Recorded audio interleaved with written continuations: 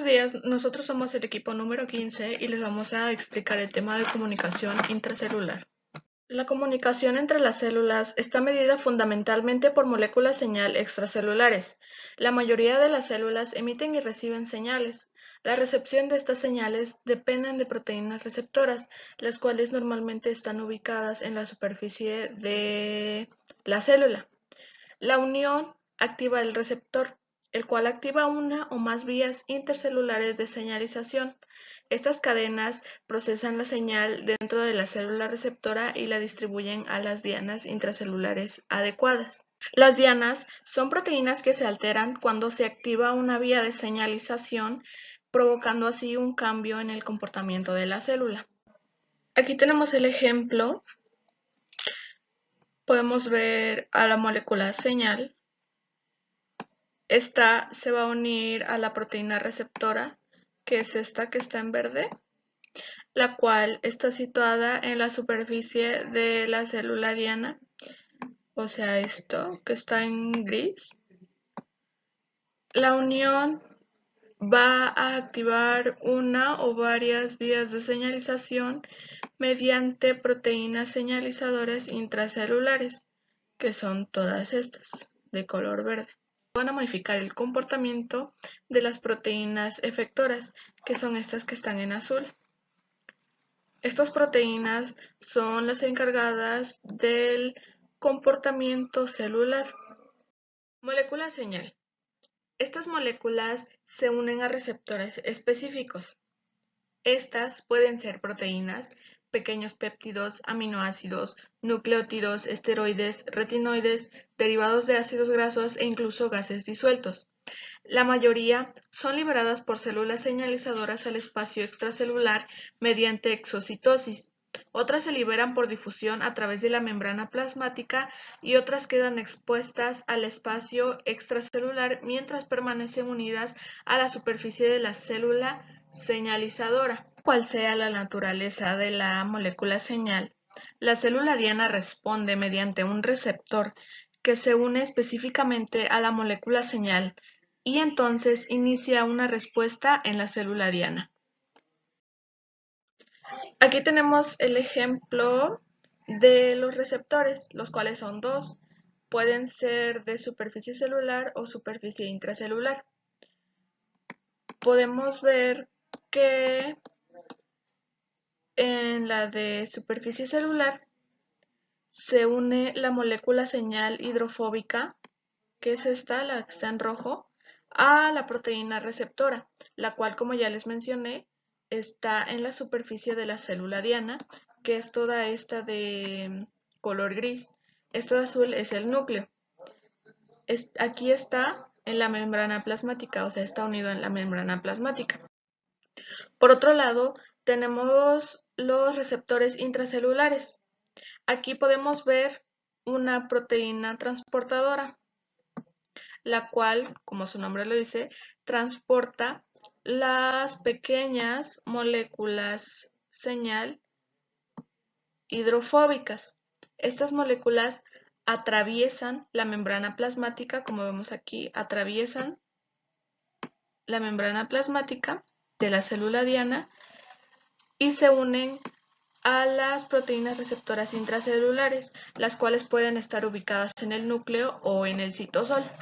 Existen 4 formas de señalización intracelular. Entre ellas tenemos la señalización dependiente de contacto. Esta requiere que las células estén en contacto directo a través de sus membranas, que es esta. Aquí podemos ver la célula señalizadora, que es la que está aquí, la cual tiene unida a la molécula señal. O sea, la molécula señal es esta pequeña que se ve en rojo. A ver, vamos a cambiar el color. Esta que se ve en rojo, esa es la molécula señal, la cual está, como se puede ver, está unida a la membrana plasmática. Esta se une a la proteína receptora de la célula diana, como podemos ver aquí. Y este es la señalización dependiente de contacto. También tenemos la señalización paracrina. Esta se basa en señales liberadas por las células al medio extracelular que actúan de forma local sobre células vecinas. Y aquí tenemos el ejemplo de la señalización paracrina. Aquí podemos ver la célula señalizadora. Esta célula va a secretar moléculas señal y estas moléculas van a ser atraídas por las proteínas receptoras de las células dianas, aunque estén a largas distancias. Podemos ver aquí a las células dianas, que son estas. Estas son las células diana. Aquí podemos ver que cada una tiene su proteína receptora, la cual cada una atrae a diferentes moléculas señal. También tenemos la señalización sináptica. Esta la realizan neuronas que transmiten señales eléctricas a lo largo de sus axones y liberan neurotransmisores en la sinapsis. Y aquí tenemos el ejemplo. Podemos ver cómo la neurona extiende su axón, el cual libera pequeños neurotransmisores que se unen a la célula diana, que es esta de acá. Esto que vemos aquí es a lo que se le llama sinapsis. Y por último, tenemos la señalización endocrina. Esta se basa en células endocrinas que secretan hormonas al torrente sanguíneo, donde son distribuidas por todo el organismo. Aquí tenemos el ejemplo de la señalización endocrina. Podemos ver que aquí está la célula endocrina, la cual va a secretar hormonas, que son estas, las que se ven de color rojo. Las va a secretar hacia la circulación sanguínea, la cual las va a distribuir por todo el cuerpo, permitiendo que llegue a células diana, que son estas que se ven aquí.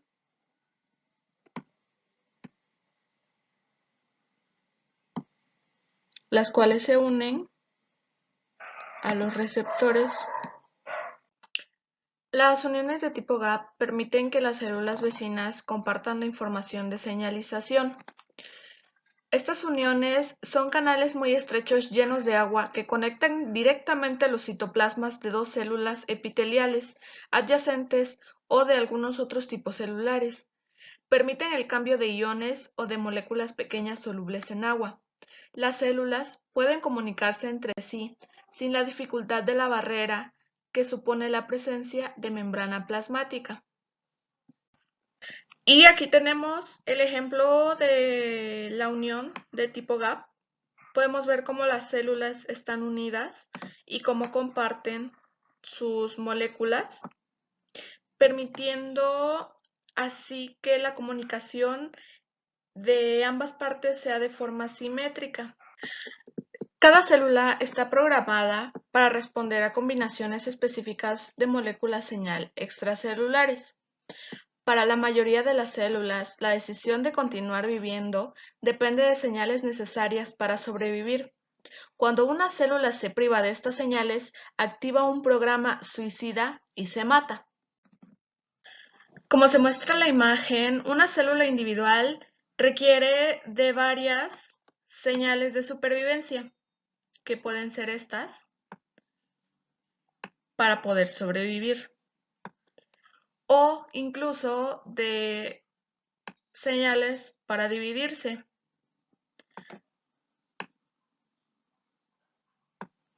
También requiere de señales, que son estas de color verde, para poder diferenciarse.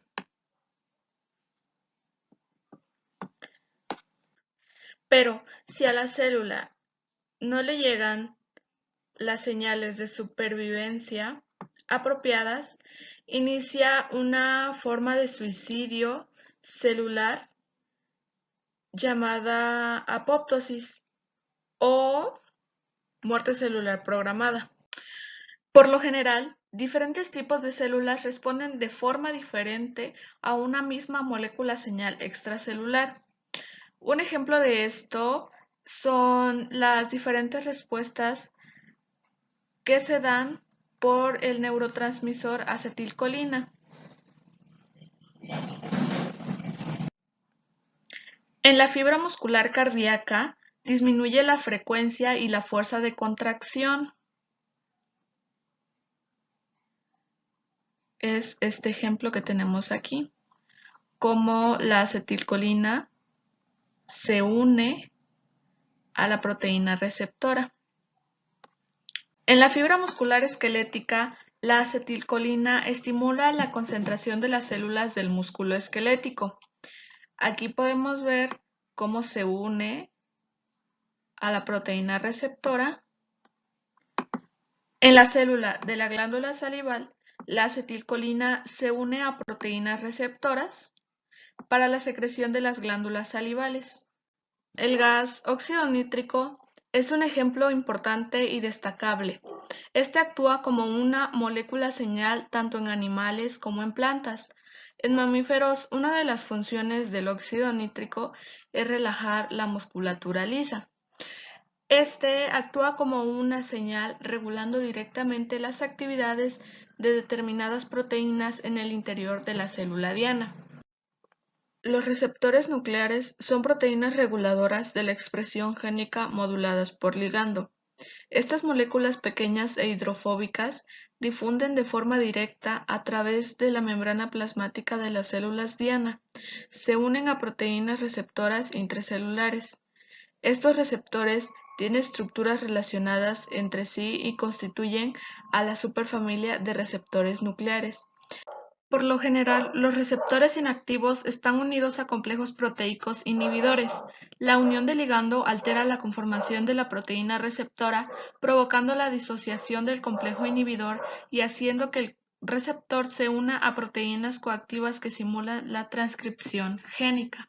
Las tres clases principales de proteínas receptoras de superficie celular son los receptores acoplados a canales iónicos, los acoplados a proteínas G y los acoplados a enzimas.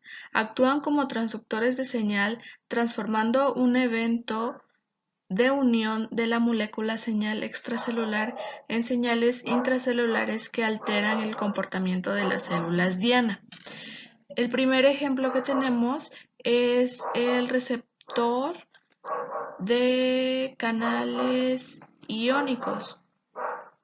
Estos están modificados por un número pequeño de proteínas, las cuales hacen que abra y cierra sus canales para permitir el paso de iones tras la membrana plasmática. Aquí podemos ver cómo no tienen aquí la proteína, o sea, la molécula señal. Aquí están los iones y estos son los canales. Aquí vemos cómo la molécula señal hace que los canales se abran para que los iones puedan entrar.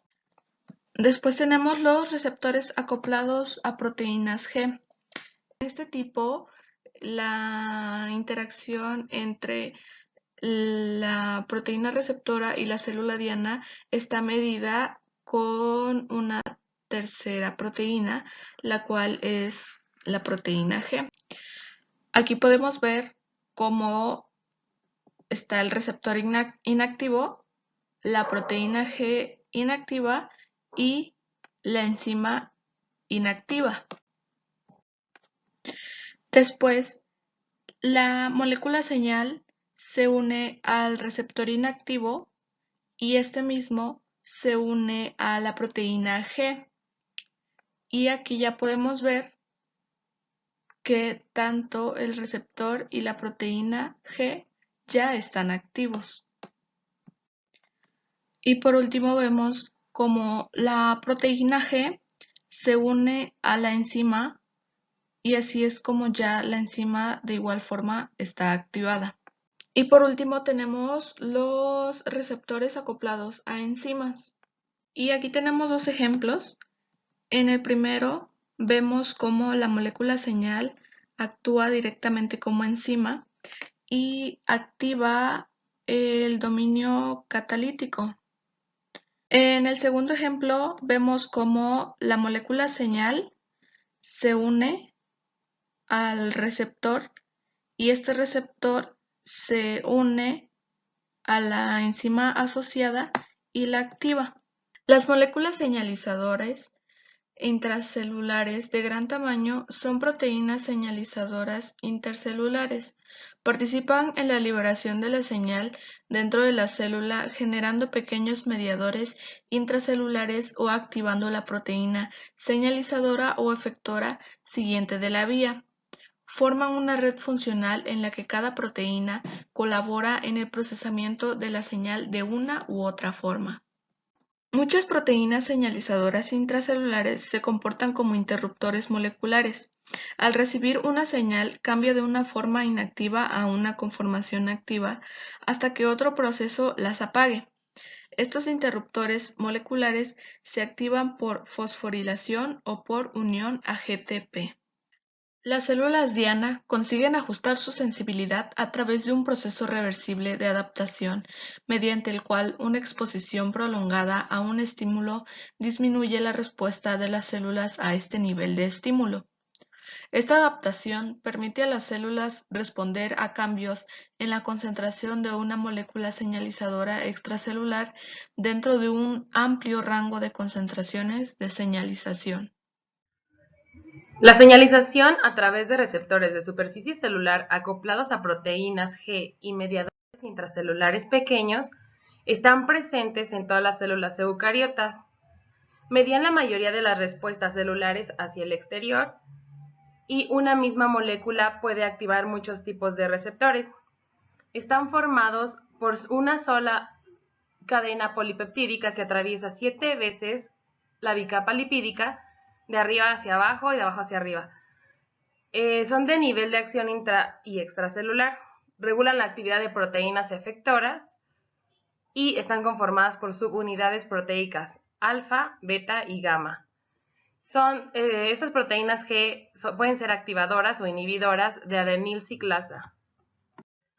Los receptores acoplados a proteína G activan varias vías de señalización intracelular, incluyendo algunas que también están activadas por receptores acoplados a enzimas. En la siguiente imagen podemos observar la activación de una proteína G mediante un receptor acoplado a proteína G. Entonces, una señal extracelular se une a un receptor. Esta unión altera la proteína G, por lo tanto se altera la subunidad alfa y permite un intercambio de energía de guanín difosfato a guanín trifosfato. Esto significa que se añade un grupo fosfato, activando la subunidad alfa y el complejo beta y gamma. Ambos pueden regular la actividad de la proteína diana en la membrana plasmática. La proteína quinasa media la mayoría de los efectos del adenil monofosfato cíclico. En la mayoría de los animales la activa. Esta proteína fosforila serinas de determinadas proteínas diana, incluyendo proteínas señalizadoras, intracelulares y efectoras, regulando su actividad.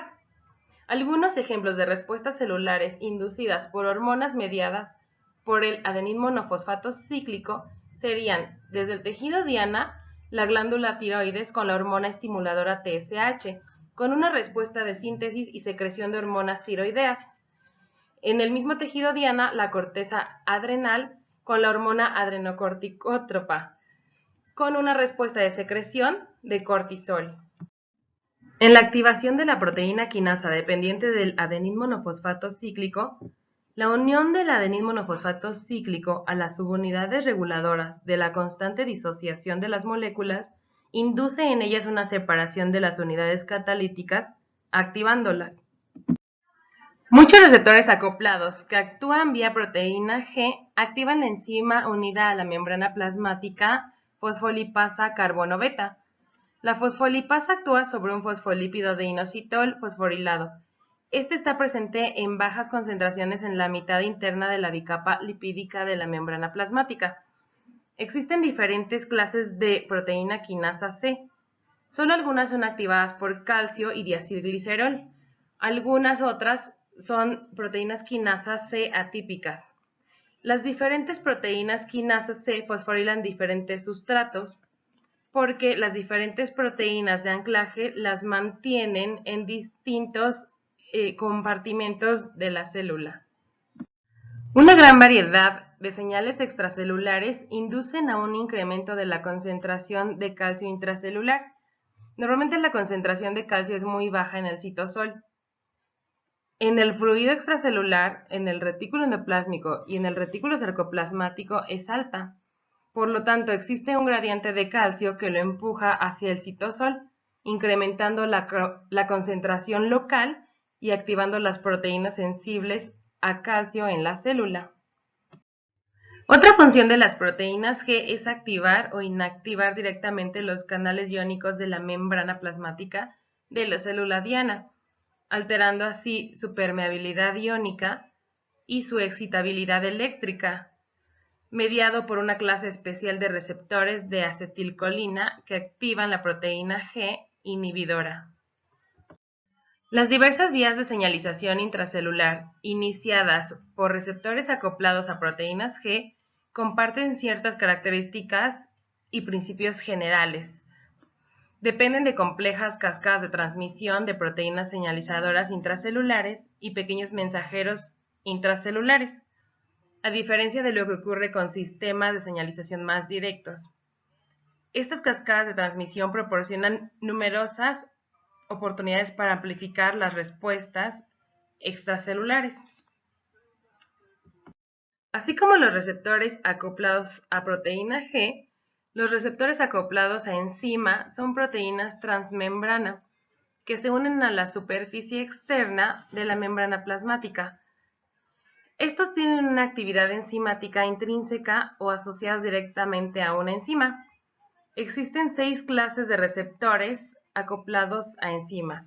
Son los receptores tirosina quinasa, los asociados a tirosinas quinasa, serina treonina quinasa, asociados a histidinas quinasa, guanilato ciclasa, tirosinas fosfatasa semejantes a receptores.